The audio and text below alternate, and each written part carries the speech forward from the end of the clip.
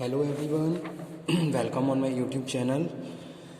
आज के सेशन में हम डिस्कस करेंगे types of delegation. In the previous video lecture we have covered the topic delegation of authority, features of delegation, importance of delegation and main principles of delegations we have already covered in our previous video lecture. So today lecture is types of delegation. So start. Types of delegation categorize, classify in 4 parts. First one है journal और specific delegation. Second हम बात कर रहे हैं written और unwritten delegation, formal और informal delegation, और fourth one is downward, upward and sideward delegation.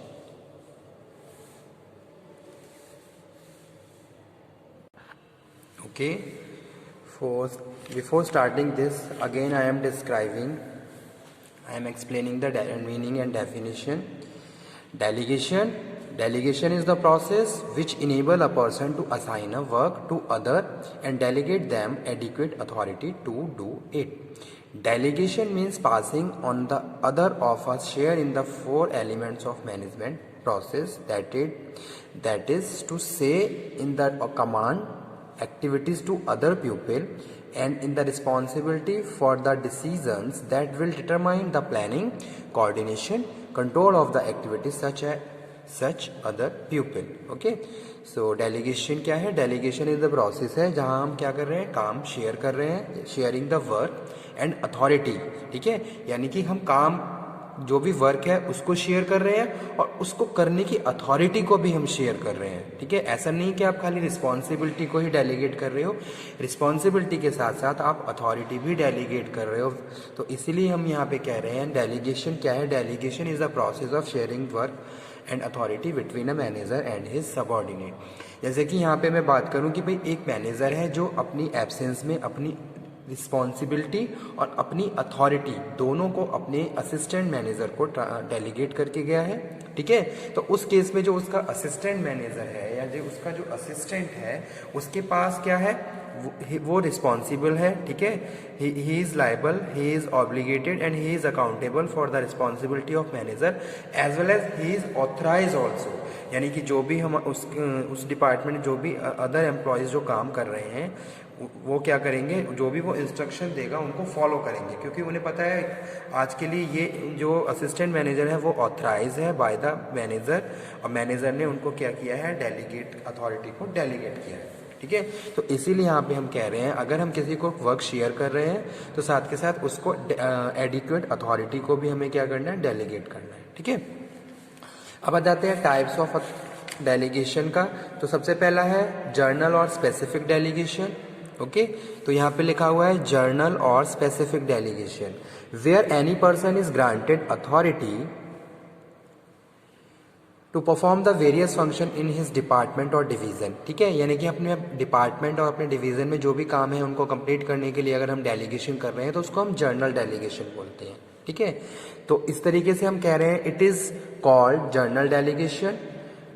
Exercise of authority by each of subordinate continue to be subject to an overall regulation and supervision by his superior. ठीक है, जैसे कि भाई कोई भी एक डिपार्टमेंट उसमें क्या है, जो उसका बॉस है वो अपने जितने भी उनके सबऑर्डिनेट है उनको क्या कर रहा है, डेलीगेशन कर रहा है. ठीक है, तो वो क्या है, एक जर्नल डेलीगेशन है कि भाई जो भी टास्क है उसने क्या करा, उसको उसके अकॉर्डिंग उसको लग रहा है कि भाई जो उसको पूरा कर सकता है, यानी कि या फिर जो भी इमीडिएट है उसको वो क्या कर रहा है, उसको वो काम असाइन कर सकता है, वो अपने काम को उसके साथ शेयर कर सकता है. ठीक है, लेकिन अगर हम बात कर रहे हैं स्पेसिफिक डेलीगेशन, तो specific delegation is functional in characteristic. यानी कि अगर प्रोडक्शन का काम है तो प्रोडक्शन मैनेजर को ही डेलीगेट किया जाएगा.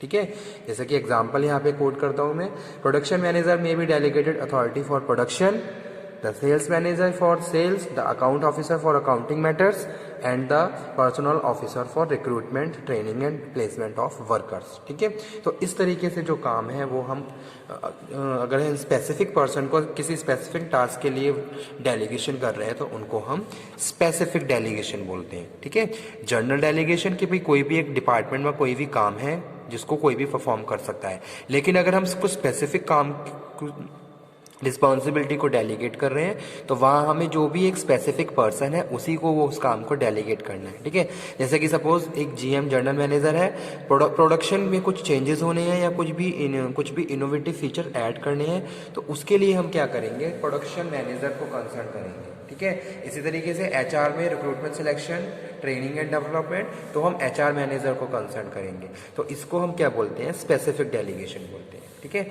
और पहला क्या था, जनरल डेलीगेशन। जनरल के भी कोई भी एक डिपार्टमेंट उसमें कोई भी टास्क एक परफॉर्म होना है तो वो टास्क इजीली मतलब कि एक तरीके से हम किसी को भी डेलीगेट करके अपने टास्क को कंप्लीट करवा सकते हैं और हमारा जो भी बर्डन है, ओवर बर्डन है, उसको हम रिड्यूस कर सकते हैं। ठीक है, तो उसको हम क्या बोलते हैं, जनरल डेलीगेशन बोलते हैं। उसके बाद स्टूडेंट नेक्स्ट है रिटन और unwritten delegation. Written delegation is made by the written orders instruction. ठीक है, और unwritten delegation is based on custom convention और यूजेज। ओके, तो ये था रिटन और unwritten delegation. After that next one is formal और इनफॉर्मल डेलीगेशन। फॉर्मल डेलीगेशन में यहाँ पे हम बात कर रहे हैं, formal delegation of authority is laid down in the organisation structure of the enterprise. ठीक है, जैसे कि सपोज कोई भी ऑर्गेनाइजेशन स्ट्रक्चर है, एक डिपार्टमेंट की बात कह लीजिए तो उस डिपार्टमेंट में एक उनका बॉस है, उनके असिस्टेंट्स हैं, यानी कि एक तरीके से अगर हम बात करें कि भी एक डिपार्टमेंट मैनेजर, असिस्टेंट मैनेजर और उनके असिस्टेंट्स। ठीक है, तो एक ऑर्गेनाइज स्ट्रक्चर है, उसके हिसाब से हम क्या कर रहे हैं, डेलीगेशन कर रहे हैं। जैसे कि manager is assign the responsibility and accompanying authority maintain the promote sales. ठीक है, तो उसको हम क्या बोल रहे हैं, फॉर्मल डेलीगेशन बोलते हैं। जैसे कि यहाँ पे एग्जाम्पल कोट किया गया, the sales manager is assign the responsibility and accompanying authority to maintain the promote sales. Informal delegation occur when employee perform certain duties not because of the assigned them but because they feel they are thereby they can perform the task better in time. ठीक है, तो उनको हम informal delegation बोलते हैं। ठीक है, जैसे कि एग्जाम्पल कोट करता हूँ कि भाई मैं रिक्रूटमेंट सिलेक्शन का काम कर रहा हूँ, ओके, लेकिन मुझे लग रहा है कि भाई मैं सैलरी को जो भी कंप्लायंस है उसको भी बहुत अच्छे से कर सकता हूँ, तो ये मेरा क्या है या फिर इसके अलावा अगर हम सेकंड एग्जांपल, ये एग्जांपल यहाँ पे फिट नहीं बैठ रहा है, सेकंड एग्जांपल कोट करते हैं कि भाई एक बंदा क्या है, सेल्स का काम कर रहा है और वो उसे लग रहा है कि वो प्रोडक्शन में भी कोई काम संभाल सकता है, तो वो क्या है, इनफॉर्मल डेलीगेशन है। अगर हम इस तरीके से किसी को रिस्पॉन्सिबिलिटी डेलीगेट कर रहे हैं, ठीक है, तो वो क्या है, इनफॉर्मल डेलीगेशन। तो वही चीज़ यहाँ पे हम बात कर रहे हैं, informal delegation occur when employ perform certain duties.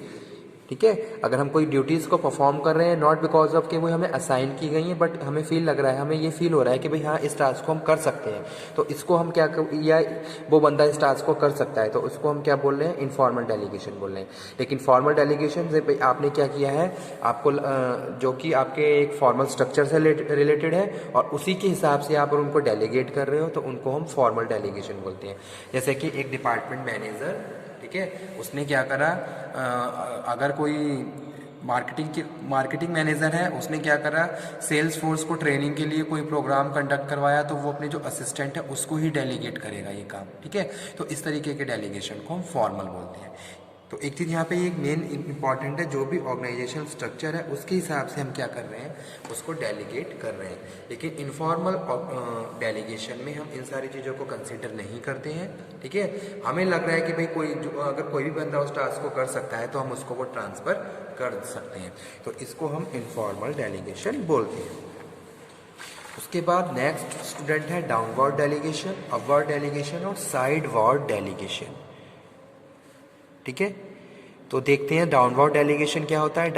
Downward delegation occur where superior assign duties and delegate authority to his immediate subordinate. तो यहाँ पे हम किसकी बात कर रहे हैं, इमीडिएट सबॉर्डिनेट की बात कर रहे हैं। जैसे कि असिस्टेंट का जो इमीडिएट सबॉर्डिनेट है उसका असिस्टेंट मैनेजर है, ठीक है, तो वो अपने एब्सेंस में जो भी डेलीगेशन है वो अपने इमीडिएट सबॉर्डिनेट को करेगा। ठीक है, Upward delegation subordinate assign some of his tasks to his superior.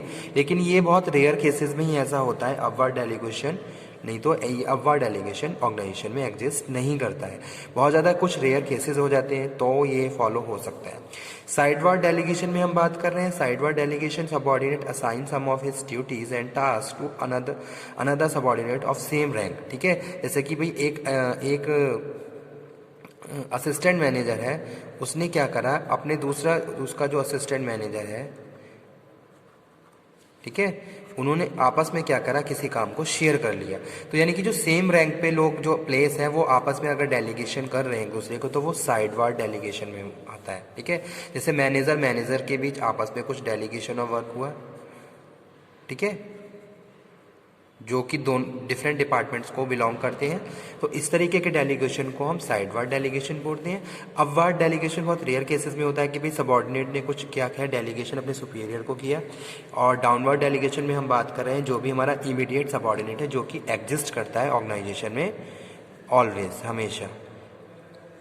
Okay, तो इसको हम डाउनवर्ड डेलीगेशन बोलते हैं। तो यही था हमारा topic, types of delegation, journal और स्पेसिफिक। जर्नल के हम क्या है, किसी डेलीगेशन जर्नल तरीके से कर रहे हैं, कोई भी डिपार्टमेंट में उसमें कोई भी डिवीज़न है तो उसमें जो भी टास्क है या शेयरिंग ऑफ वर्क है आपस में की जा रही है तो वो क्या है, जर्नल डेलीगेशन है। स्पेसिफिक डेलीगेशन में हम स्पेसिफिक पर्सन को ही कंसर्न करते हैं, जैसे कि प्रोडक्शन मैनेजर है, HR मैनेजर है, मार्केटिंग मैनेजर है। अगर इनसे रिलेटेड कोई भी वर्क शेयर किया जा रहा है तो हम कंसर्न पर्सन को ही क्या है वो शेयर करेंगे। जैसे कि रिक्रूटमेंट सिलेक्शन है तो आप HR मैनेजर को ही कंसर्न करेंगे, इसके अलावा आप किसी से वो काम नहीं करवा सकते या वो टास्क असाइन नहीं कर सकते। ठीक है, ट्रेनिंग एंड डेवलपमेंट का काम है तो HR की जितने भी एम्प्लॉयज़ हैं उनके द्वारा ही किया जाएगा, किसी अदर डिपार्टमेंट के द्वारा वो परफॉर्म नहीं किया जा सकता। तो इस तरीके से इसको हम स्पेसिफिक डेलीगेशन बोलते हैं। रिटन और अनरिटन, रिटन वे में आप कह रहे हो या फिर जो भी कस्टम है, रूल्स एंड रेगुलेशन है उसके हिसाब से आप कर रहे हो तो वो रिटन और अनरिटन डेलीगेशन हुआ। ठीक है, फॉर्मल डेलीगेशन, फॉर्मल स्ट्रक्चर है, आप उसके हिसाब से प्रोसीड कर रहे हो। इनफॉर्मल कि भाई आप क्या कर रहे हो, आपको लगता है कि कोई किसी दूसरे डिपार्टमेंट का एम्प्लॉय भी या कोई भी एम्प्लॉय इस टास्क को कर सकता है तो उस केस में आप उसको वो डेलीगेशन कर सकते हैं। ठीक है, तो ये था आज का topic, delegation, types of delegation. Okay, thank you very much.